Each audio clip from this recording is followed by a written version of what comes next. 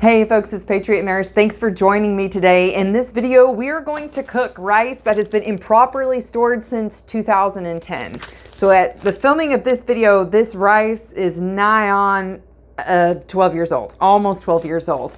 And when I say that it's been improperly stored, it's been stored in a way that is less than ideal for long-term food storage. And what I'm going to do is I'm going to compare the results of cooking this jasmine rice to its contemporary counterpart. Now, obviously, there are people out there who are connoisseurs of rice. I myself am not a connoisseur of rice. I just know what I like, which is jasmine. So what we're going to do is we're going to bust this open and I'm going to cook it and we're going to taste test it. So we'll see. How I originally stored this. This was vacuum packed in a Seal-A-Meal. That's apparently the brand that I used. This was vacuum packed. And I will put a link in the description box below should you want to purchase this exact thing. That way, depending on how the results of this go, you know what I used. So here we go. I vacuum packed it. The seal is actually intact. Oh, I should probably tell you also while we're opening it up, what were the temperature and conditions that it was stored in? So basically this thing was stored in air conditioning for probably about the first 3.5 years. And then from that point forward, it was stored in, I would say, well, let me take that back. It was stored in air conditioning for about 5 years, for the first 5 years. And then it was stored in non-air conditioned outside sort of space, really for the rest of the 7 years. So for the first 5 years, it was air conditioned, 7 years non-air conditioned, and it was stored in an 18-gallon tote. So basically I dry packed a bunch of these things, vacuum sealed them, and I stored them. Now, I've made this point before, and I still stand by it. You need to freeze all of your beans, all of your grains, everything for 72 hours before you store it in order to kill remnants of larvae, particularly of the Indian meal moth. There are people going to say this step is unnecessary, but my point is, like, why in the world are you, really, is 3 days going to make that much difference when you're looking at the hundreds of dollars that you spend in investments? So here we go. Okay, it opens. That's good. Initial, okay, it smells normal. Let's get to cooking. Okay, so I had to unhook the mic here. Just bear with me. As part of this, what I've done is in my green pot, I have the 12-year-old rice that wasn't stored properly. And then in my standard stainless steel pot, I have the regular rice. Now, I can't do a perfect controlled study. Sorry to disappoint all you engineering types out there, but I'm going to do my best. So I've got a cup of rice in each of these, and I do a 2-to-1 when it comes to jasmine rice. So I'll do 2 cups of water to 1 cup of the rice. I bring it to boil, and then I let it to sit for 15 minutes after turning it off, and then we taste test it.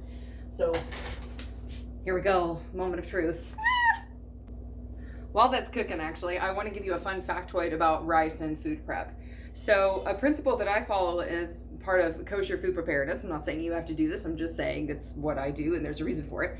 So back in ancient times, and actually still to this day, grain was stored in places where it was possible for there to be contaminants, whether it was rocks, whether it was bugs, anything that really you didn't want to eat.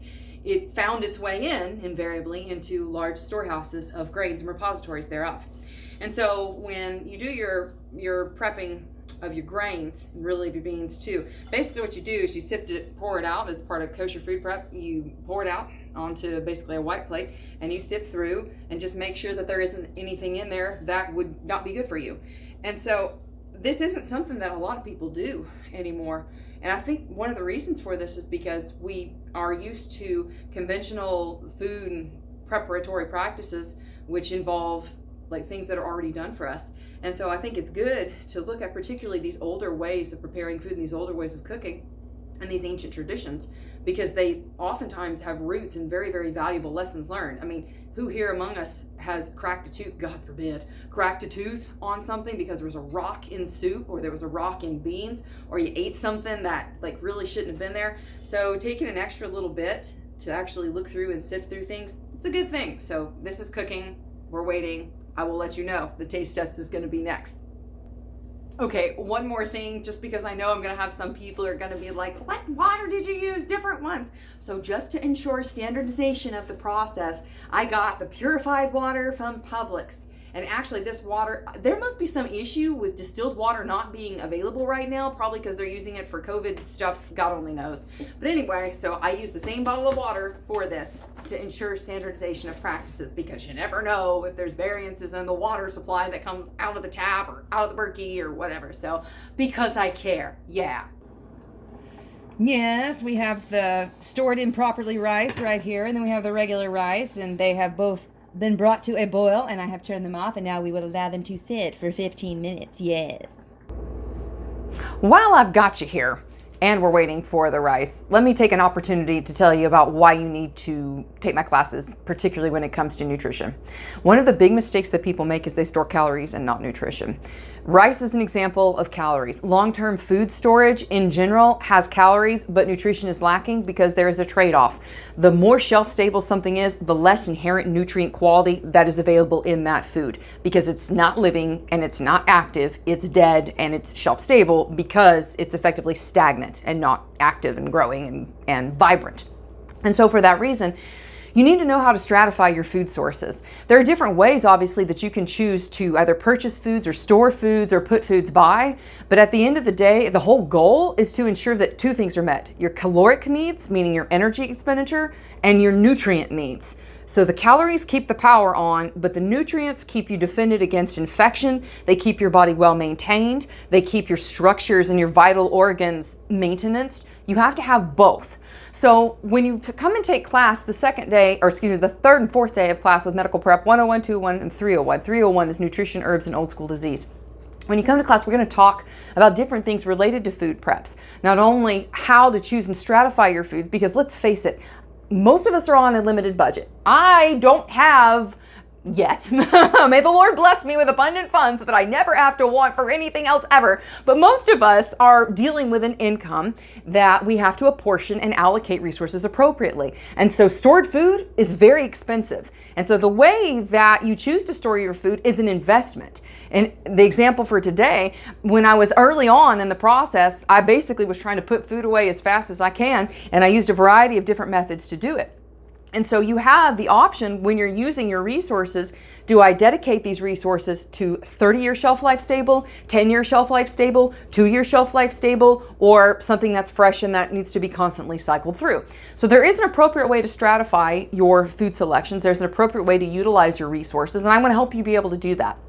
And so knowing not only how to store your food, how to choose the right storage methods, but also how to select and appropriately tailor the food selections for you and your family. Because, for instance, if you have gluten sensitivity issues, or you have people in your family who have specific dietary considerations, like celiac, for instance, or Crohn's disease, or diabetes, your selection of food is going to need to be appropriately tailored for that.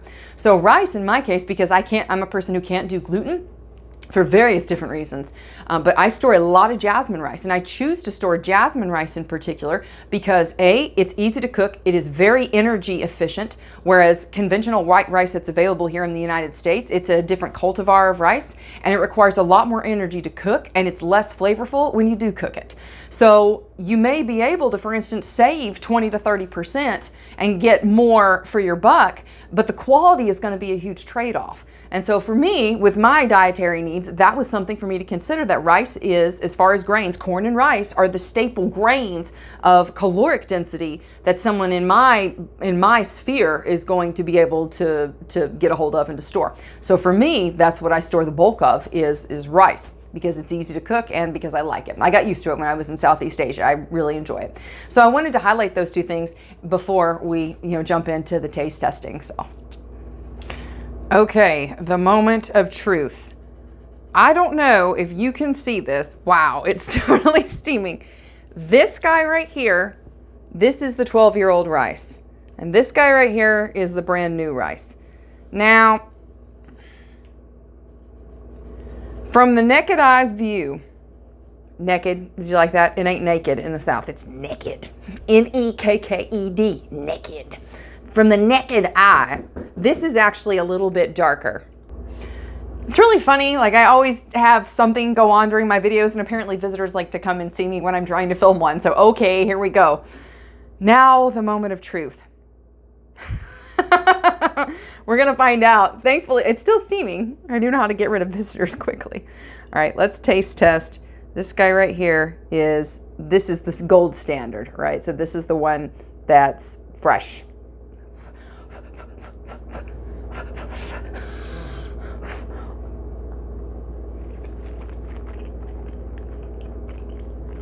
That is definitely jasmine rice.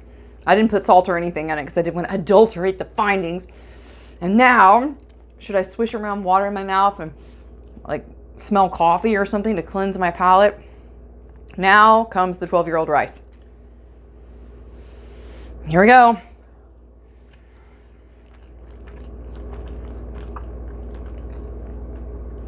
You're going to think I'm nuts, but there is so negligible of a discernible difference.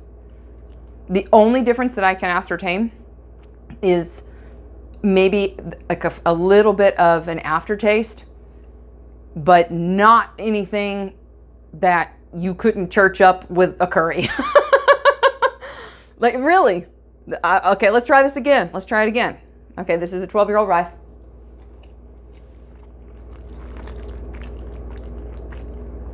Okay, now I'm sensing a little bit more of that, but it's only because I'm aware to it now. Now the regular rice.